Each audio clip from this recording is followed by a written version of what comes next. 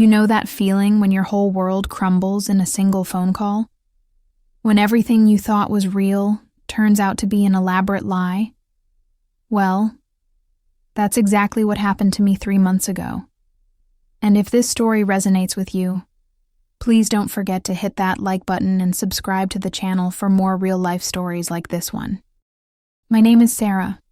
I'm 34 years old, and I thought I was about to marry the love of my life. I thought I was about to become part of a family that would finally accept me. I was so incredibly wrong that it still takes my breath away when I think about it. It all started at Denver International Airport on a cold Tuesday morning in March. The terminal was bustling with early morning travelers, the smell of coffee and pastries filling the air as people hurried to their gates. Michael was flying back to Boston for what he told me was a final wedding preparations with his family. We'd been together for 3 years, engaged for 8 months, and our wedding was supposed to be in just 6 weeks.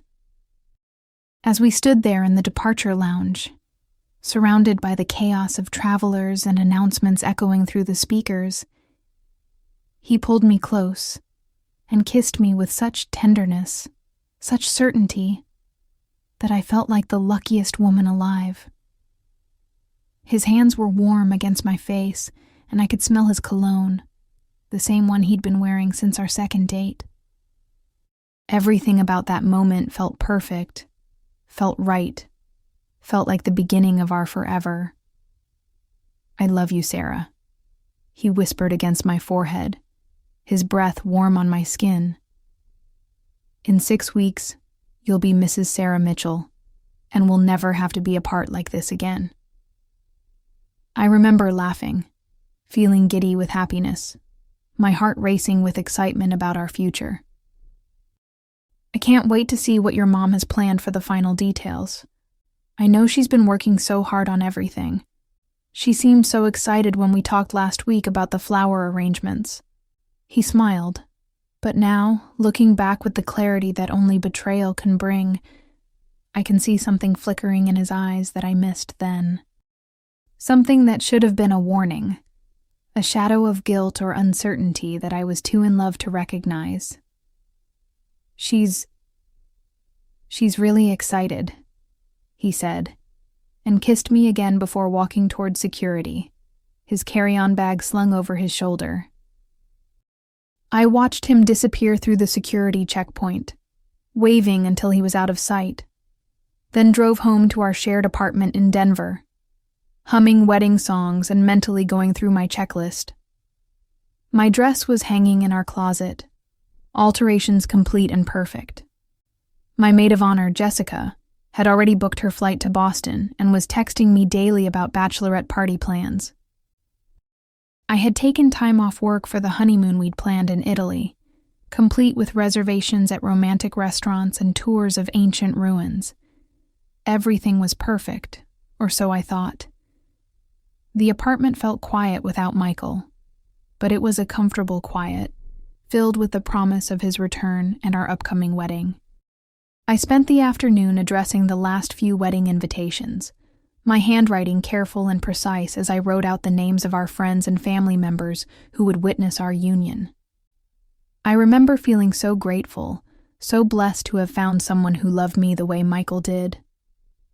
3 hours after his plane took off, my phone rang. "Sarah, dear, this is Margaret Mitchell." Michael's mother's voice was crisp, formal, nothing like the warm tone she'd used during our previous conversations about wedding planning. Nothing like the woman who had hugged me at Christmas and told me how happy she was to have me joining the family. "Oh, hi, Mrs. Mitchell.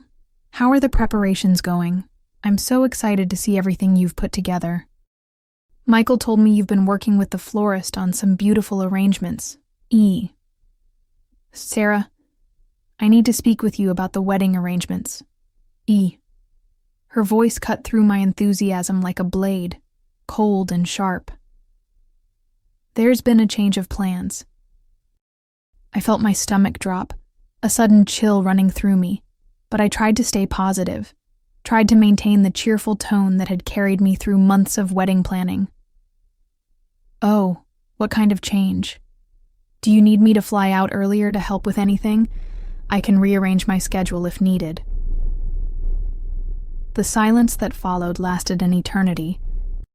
I could hear my own heartbeat in my ears, could hear the clock ticking on the kitchen wall, could hear the neighbor's dog barking outside. When she finally spoke, her words shattered my world into a million irreparable pieces. "You won't be needed for the wedding, dear. In fact, you're not invited." I actually laughed. The sound came out of me involuntarily, a nervous, disbelieving laugh.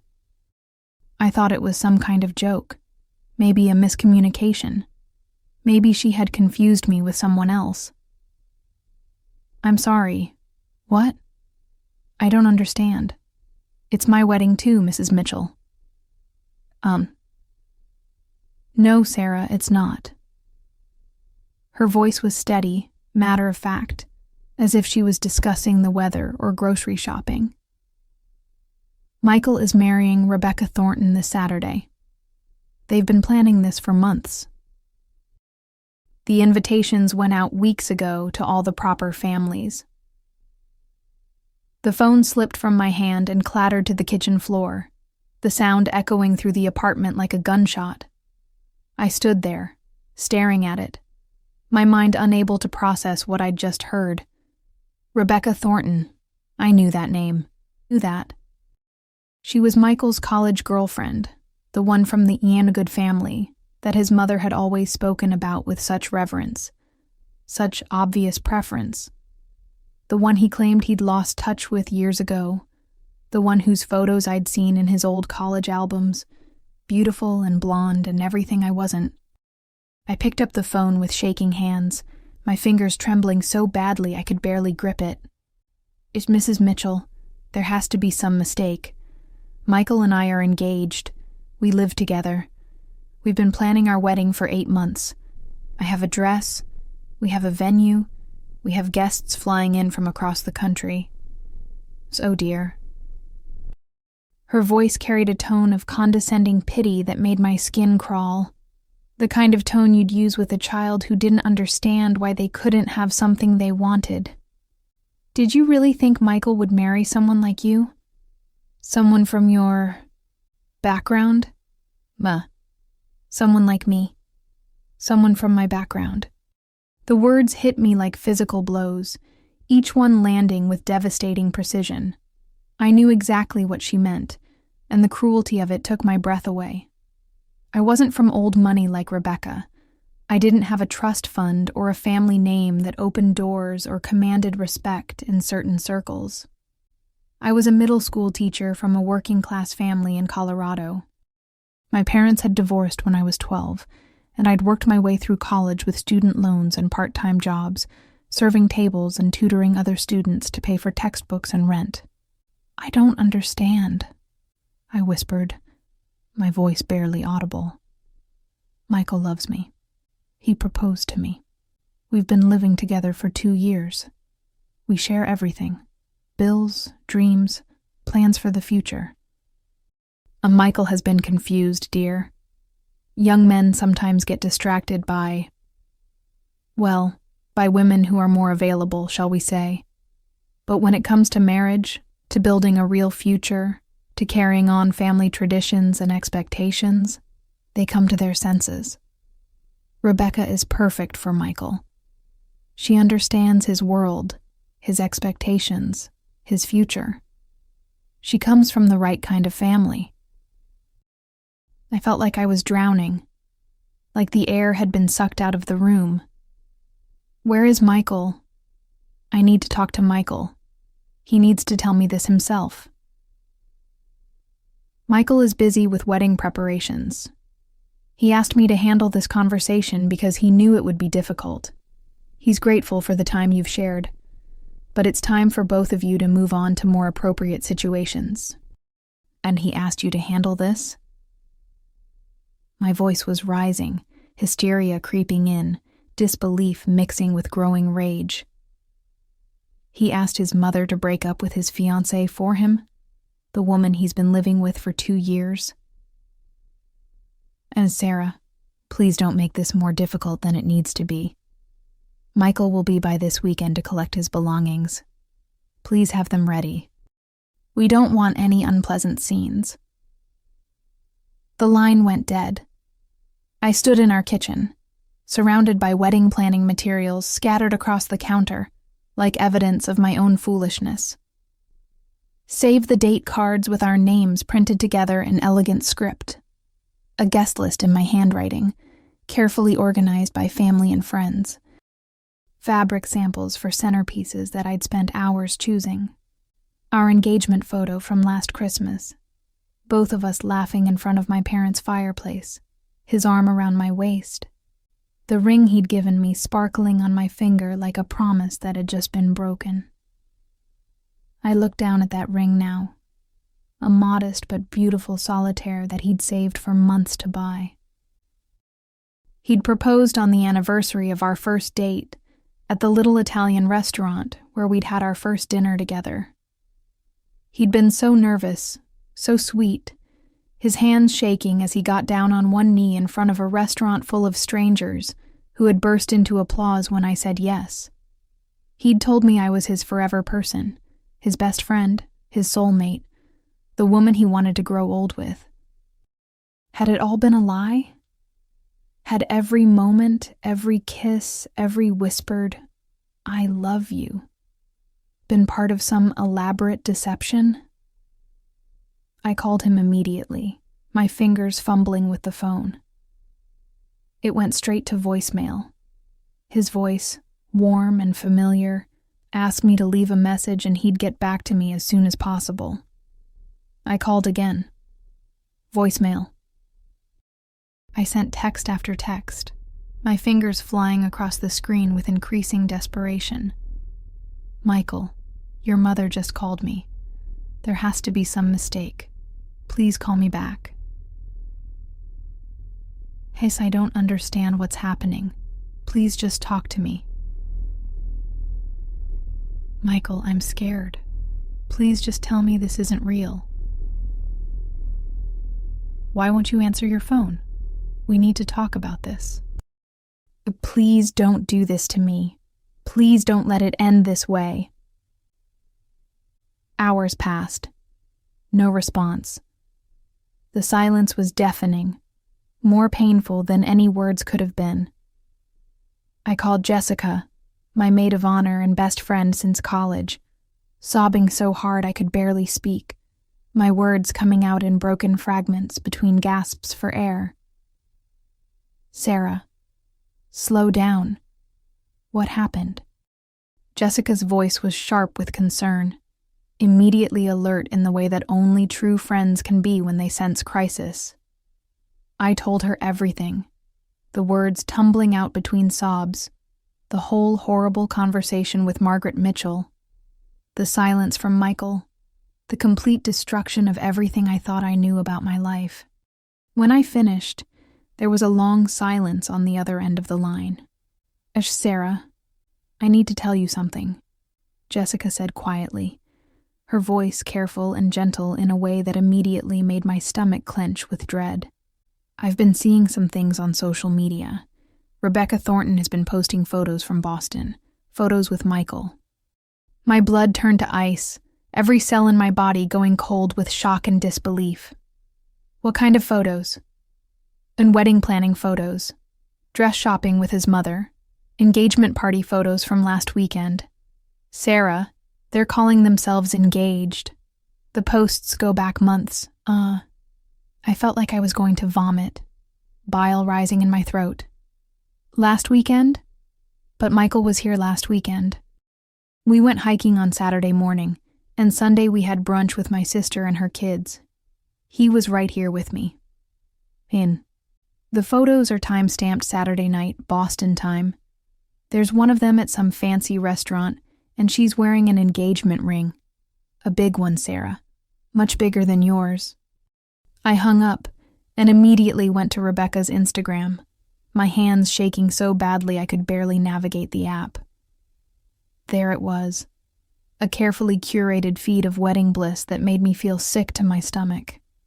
Photos of her with Margaret Mitchell, both of them beaming as they looked at elaborate flower arrangements that cost more than I made in a month. A picture of her in a wedding dress that was clearly custom-made, probably costing more than I made in 3 months, standing in what looked like an exclusive bridal boutique with champagne glasses and personal attendants.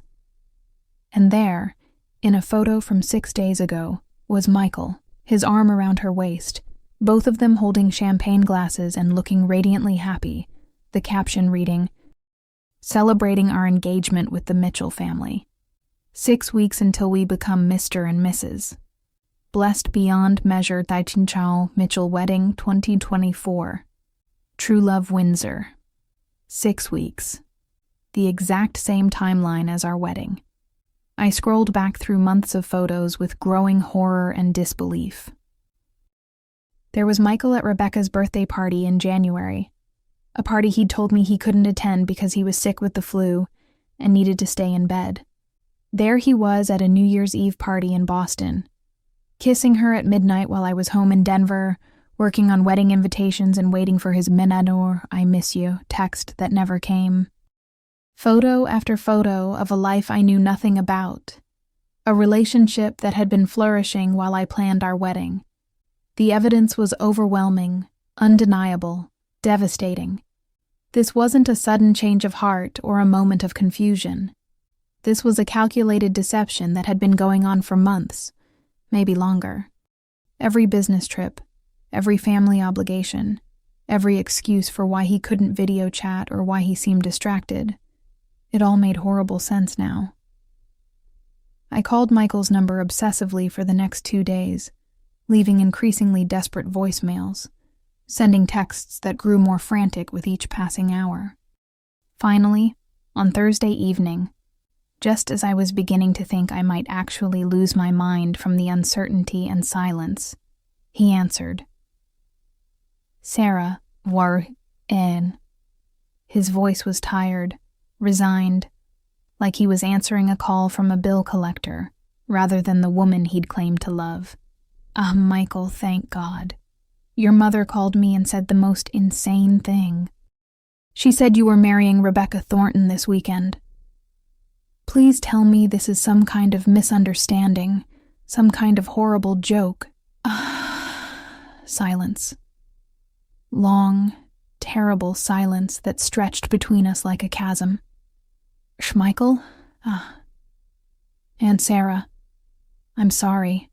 I didn't want it to happen this way."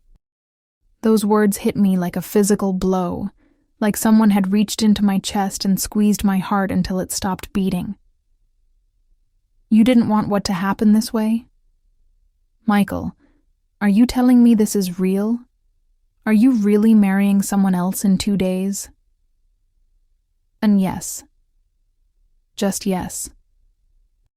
One word that destroyed 3 years of my life, 8 months of wedding planning, and every dream I'd had about our future together. "How long?"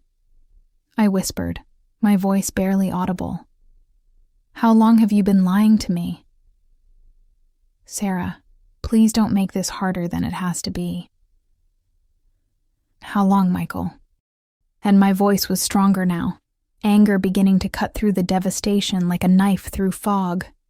"And I deserve to know how long you've been living this double life." Another long pause, and I could hear him breathing, could almost feel his discomfort through the phone. "Rebecca and we reconnected at my cousin's wedding last summer. We realized we'd made a mistake breaking up in college. We realized we belonged together. Last summer. 8 months ago. Right around the time he'd proposed to me. Right around the time he'd gotten down on one knee and promised me forever." "You proposed to me while you were cheating on me with her?" The words came out as a whisper, but they carried the weight of complete betrayal. "It wasn't like that. I was confused. I thought I could make it work with you, but Sarah, you have to understand. Rebecca and we have history. We make sense together. Our families have known each other for generations.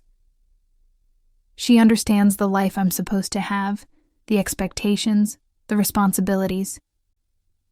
The life you're supposed to have? I was screaming now, all pretense of calm abandoned. What about the life we planned together? What about the apartment we share? What about the fact that you told me you loved me 3 days ago at the airport?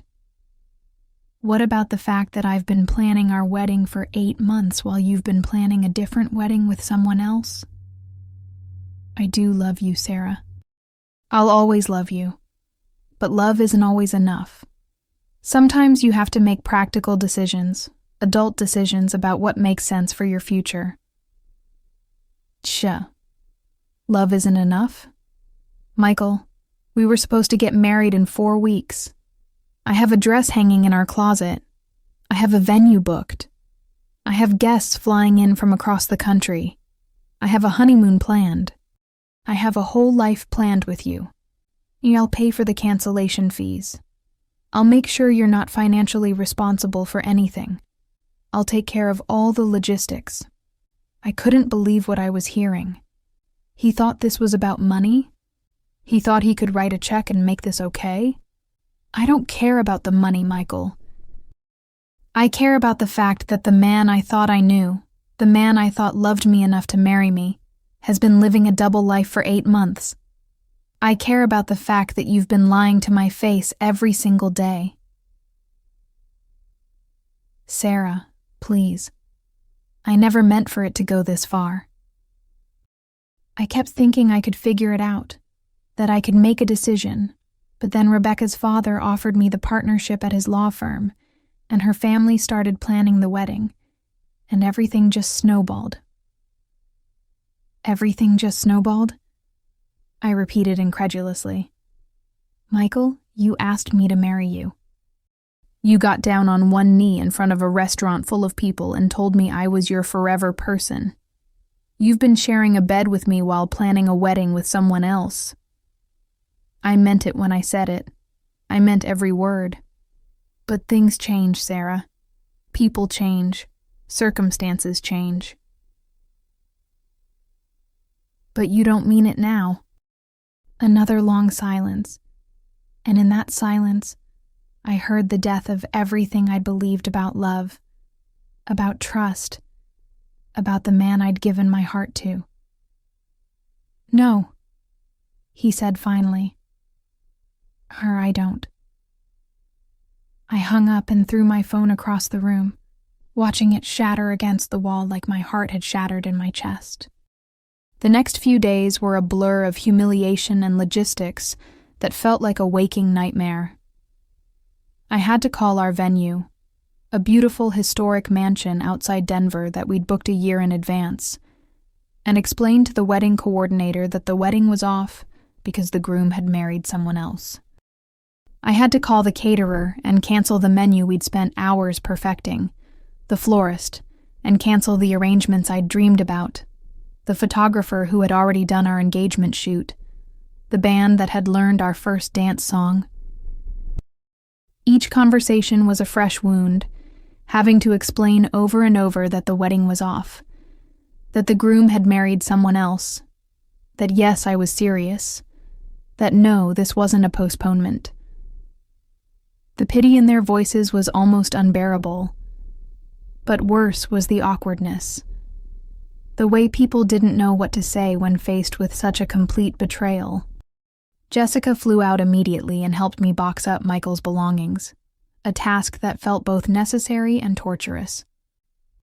We found things that made the betrayal even more painful. Receipts for expensive dinners in Boston that he'd claimed were business meetings. A second phone hidden in his sock drawer that I'd never seen before. Love letters from Rebecca dating back to last July, just weeks after he'd proposed to me. Sarah, look at this, Jessica said, holding up a letter dated just 2 weeks ago, her face pale with anger. She read aloud. My darling Michael, I can't wait until we don't have to hide anymore. Just a few more weeks of this charade, and then we can be together openly. I know it's hard maintaining the pretense with Sarah, But soon you'll be free of that obligation, and we can start our real life together. I love you more than words can say, and I can't wait to be your wife. Forever yours, Rebecca. Obligation. That's what I had been to him. An obligation to be endured until he could be free to live his real life. We found hotel receipts from weekends when he'd claimed to be visiting his sick grandmother. Credit card statements showing purchases I'd never seen. Plane tickets to Boston that didn't match the trips he'd told me about. The evidence of his deception was overwhelming, painting a picture of a man I'd never really known at all. Michael came to collect his things on Sunday, the day after his wedding to Rebecca. He brought his brother with him, probably for protection, and they worked quickly and silently to load his belongings into a moving truck. I watched from the kitchen window as they carried out the furniture we'd bought together, the artwork we'd chosen for our walls, the books we'd shared, the life we'd built that was now being dismantled piece by piece. When they were almost finished, Michael came to the door. He looked different somehow, older maybe, or just tired. There were dark circles under his eyes, and he couldn't quite meet my gaze. "Sarah, I want you to know that I'm sorry. I never wanted to hurt you. That was never my intention." I looked at him. This man I'd loved so completely, so trustingly, and felt nothing but disgust and a kind of hollow sadness. "You're sorry?" I said quietly, my voice steady despite the storm of emotions inside me. "Michael, you didn't just hurt me. You destroyed me. You made me question everything I thought I knew about love, about trust, about my own worth as a human being. Malmo omor I know. And no. You don't know. You have no idea what you've done. You didn't just break up with me, Michael. You humiliated me. You made me look like a fool to everyone who knew us. You made me cancel a wedding, disappoint dozens of people who were excited to celebrate with us, and question my own sanity. You made me doubt my ability to judge character, to trust my own instincts." He looked uncomfortable, shifting his weight from foot to foot like a child being scolded. "I'll pay for everything. The deposits, the dress, the cancellation fees, all of it. I'll make sure you don't lose any money because of this." "Yeah? I don't want your money, Michael. I want you to understand what you've done. I want you to understand that you didn't just choose Rebecca over me. You chose to be a coward. You chose to lie and deceive and manipulate rather than be honest. You chose to let your mother deliver the news that should have come from you. You chose to live a double life rather than have the courage to end our relationship when you realized you wanted someone else. How my mother insisted on handling it.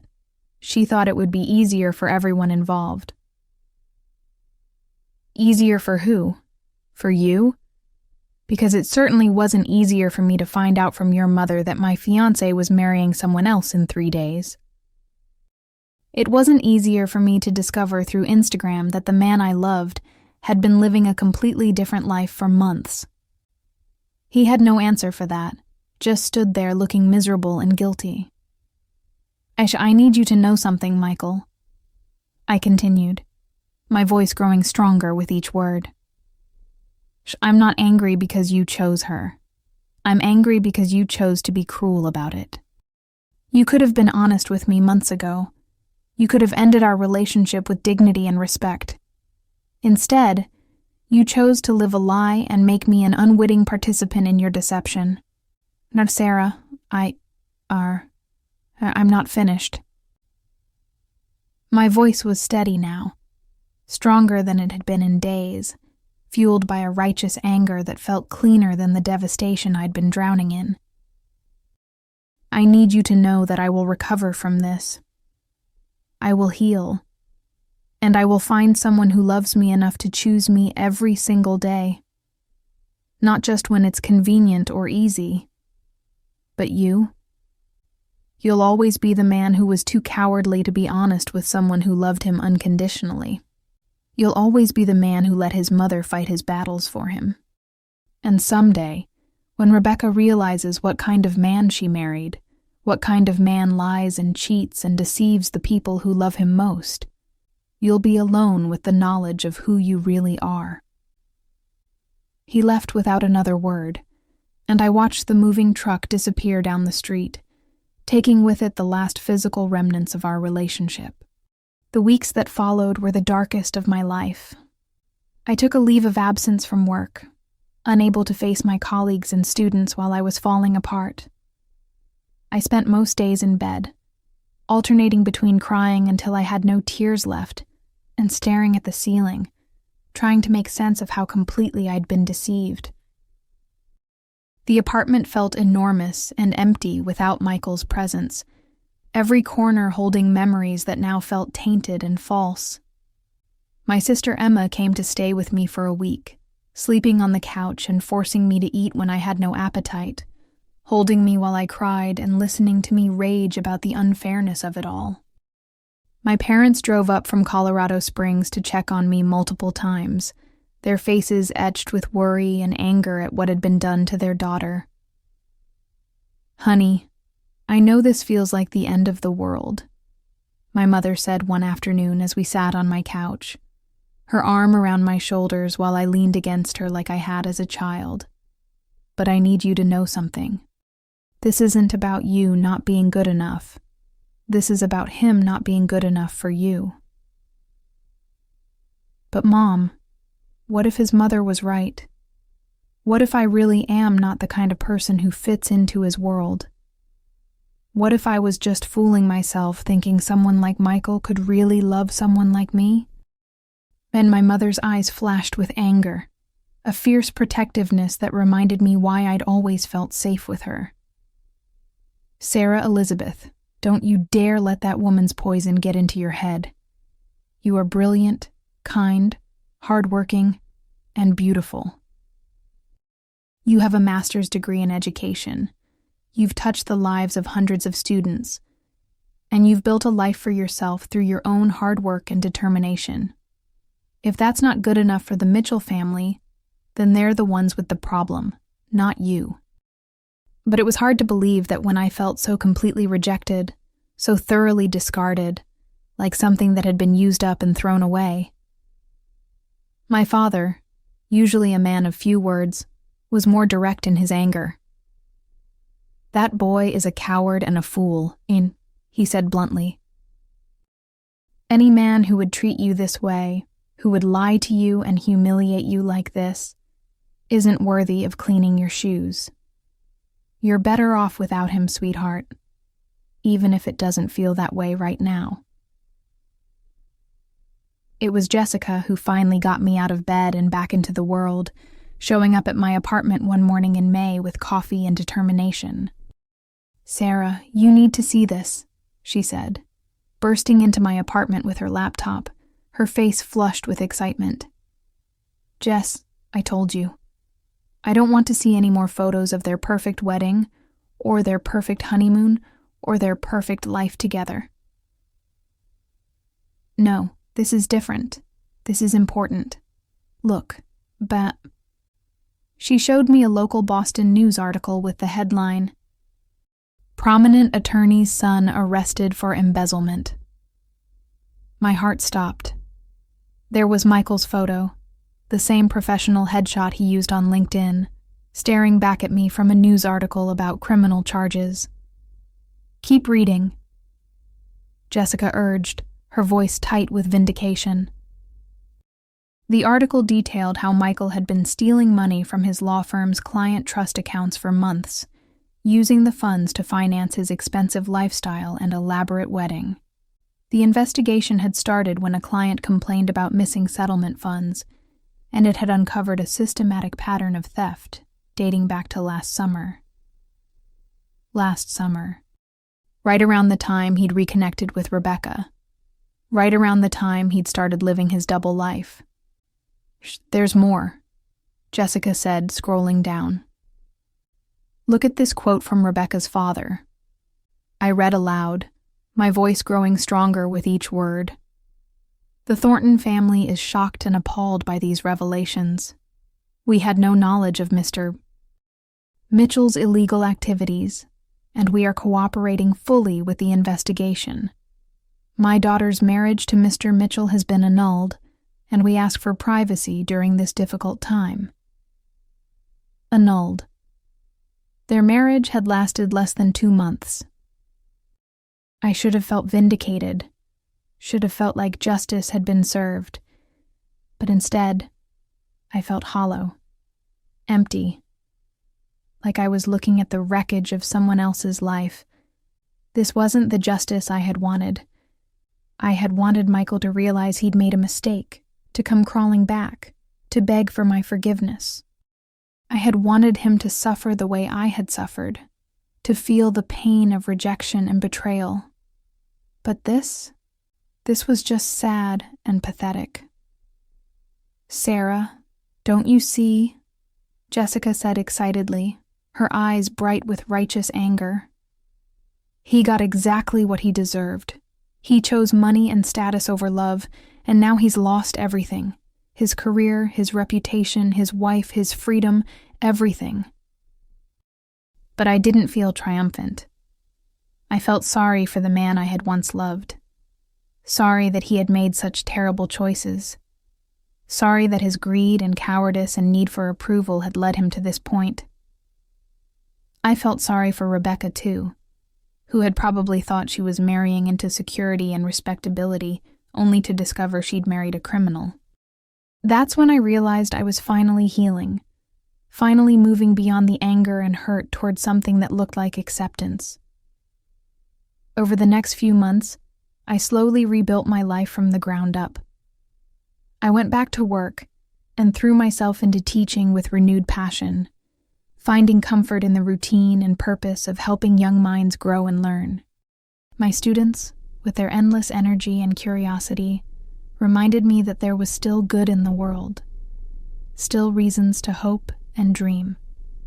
I started seeing a therapist, Dr. Martinez, who helped me process the trauma of the betrayal and rebuild my sense of self-worth. She helped me understand that Michael's actions were about his own character flaws, not about my worthiness of love. Sarah, she said during one of our sessions, or you need to understand that healthy people don't live double lives. Healthy people don't propose to one person while planning to marry another. What Michael did to you says nothing about you and everything about him. I reconnected with old friends I'd neglected during my relationship with Michael, rediscovering parts of myself that I'd forgotten existed. I made new friends through a hiking group and a book club, slowly building a support network that wasn't centered around romantic love. Most importantly, I learned to trust my own judgment again, to believe in my own worth, to understand that I deserved better than someone who would treat me as disposable. In August, I got an unexpected phone call that would change everything. The caller ID showed Margaret Mitchell's name, and for a moment, I considered not answering, but something made me pick up. Sarah, dear, I hope you're well. Her voice sounded different, smaller somehow, stripped of the imperious confidence I remembered. I almost hung up, but something in her tone stopped me. She sounded broken, defeated in a way that made me curious despite myself. What do you want, Mrs. Mitchell? I wanted to apologize. I wanted to explain. I owe you that much, at least. There's nothing to explain. You made your feelings about me very clear. And no, dear, I don't think I did. I think I made my fears clear, but not my feelings. And I think I owe you the truth, even if it's too late to matter. I was silent, waiting, part of me wanting to hang up, and part of me needing to hear what she had to say. Sarah, I need you to know that I never disliked you. In fact, I was quite fond of you. You were good for Michael in ways that Rebecca never was and never could be. You made him kinder, more grounded, more genuine. You brought out the best in him. Then why? I asked quietly, my voice barely above a whisper. Because I was afraid. I was terrified, actually. I was afraid that if Michael married you, he would choose a different life than the one I had planned for him. I was afraid he would move to Colorado permanently, that he would be happy with a simpler life, that he would drift away from the family business and the family expectations. I was afraid of losing control, of losing my son to a life I didn't understand. So you sabotaged our relationship. Yes, she said simply, her voice heavy with regret. I did. And in doing so, I destroyed my son's chance at real happiness and drove him to make the terrible choices that have landed him in prison. Prison. The word hit me like a physical blow, even though I'd known it was coming. He was sentenced last week. She continued, her voice breaking slightly. 3 to 5 years for embezzlement and fraud. Rebecca divorced him before the trial even started. She wouldn't even visit him in jail. He's lost everything, Sarah. His career, his reputation, his freedom, his wife, everything. I didn't know what to say. Didn't know how to process this information, or how I was supposed to feel about it. I called because I wanted you to know that I was wrong. About you. About what was best for Michael. About everything. You were the best thing that ever happened to my son, and I destroyed it because I was too proud and too controlling to see that. I destroyed his chance at happiness because I couldn't let go of my own expectations. Mrs. Mitchell, Please, let me finish. I also wanted you to know that Michael asked me to call you. He wanted me to tell you that he knows he has no right to ask for your forgiveness, but he wants you to know that losing you was the biggest mistake of his life. He said that every bad decision he made after that was because he was trying to fill the hole that losing you had left in his life. I was crying now, not for Michael, but for the waste of it all. The unnecessary pain, the destroyed lives, the ripple effects of fear and pride and cowardice that had touched so many people. Sarah, are you there? I'm here. And I don't expect you to forgive me or him. I just wanted you to know the truth. You were never the problem, dear. You were never not good enough. You were too good for us, and we were too blind and too selfish to see it. After she hung up, I sat in my kitchen for a long time, thinking about forgiveness and healing and the strange ways that life unfolds. I thought about the woman I'd been a year ago, so desperate for approval, so willing to accept crumbs of affection, so convinced that I needed to change myself to be worthy of love. I never responded to Margaret's call, and I never reached out to Michael. Some wounds are too deep for forgiveness, and some betrayals are too complete for reconciliation. But I did find peace in knowing that the problem had never been with me, that I had been enough all along. A year later, I met David at a teachers' conference in Seattle. He was a high school principal from Portland, recently divorced, with 2 teenage daughters and a laugh that made my heart skip in a way I'd forgotten was possible. Our first conversation lasted 4 hours, and by the end of it, I knew I was in trouble. The good kind of trouble this time. I have to tell you something, I said on our third date, my hands nervously fidgeting with my napkin. I have some serious trust issues. My last relationship ended badly, and I'm still working through some things. David nodded seriously, his eyes kind and understanding. I appreciate you telling me that. I have some baggage too. Divorce, teenagers, the whole complicated mess. But Sarah, I want you to know that I'm not interested in playing games or keeping secrets. I'm too old for that, and life's too short. If we're going to do this, we're going to do it honestly, openly, with all our cards on the table. And we did. David and I have been together for 2 years now, and we're getting married next month. Not a big wedding. We're both too practical for that, and too aware of how quickly things can change. But a small ceremony with our closest friends and family. His daughters, Emma and Sophie, will be my bridesmaids, and my sister will be my maid of honor. We're having the ceremony in my parents' backyard, surrounded by people who love us and want to see us happy. Margaret Mitchell sent me a wedding gift last week, a beautiful crystal vase with a note that simply said, wishing you all the happiness you deserve. I was surprised to find that I wasn't angry anymore when I saw her name on the package. I was just grateful that I had learned to recognize real love when it finally came into my life. Michael is still in prison. I don't think about him often anymore, but when I do, I hope he's learned something from his mistakes. I hope he's found some peace with the choices he made and the consequences he's living with. I hope he's become a better man, though I'll never know if that's true. As for me, I've learned that sometimes the worst thing that happens to you turns out to be the best thing that could have happened. If Michael hadn't betrayed me, I never would have learned how strong I really am. I never would have learned to trust my own worth, to demand better treatment, to recognize the difference between someone who loves you and someone who uses you. And I never would have been free to find the kind of love that chooses me every single day, not just when it's convenient or socially acceptable. David loves me not despite my background, but because of who I am. He loves my work ethic, my compassion for my students, my close relationship with my family.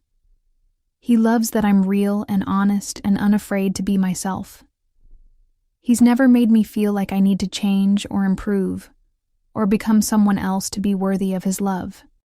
So, if you're going through something similar, if someone has made you feel like you're not good enough, like you don't fit into their world, like you're somehow less than what they deserve, I want you to know something. The problem isn't with you. The problem is with people who are too small, too fearful, too limited in their vision to see your worth. You are enough. You have always been enough. And someday, someone will see that and choose you, not despite who you are, but because of who you are. Don't let anyone convince you otherwise, and don't settle for someone who treats you like a consolation prize or a temporary distraction. If this story touched you in any way, please hit that like button and subscribe to the channel for more real-life stories of resilience and hope. And remember, your worth isn't determined by who chooses to stay in your life, but by how you choose to value yourself. Thank you for listening, and I'll see you in the next video.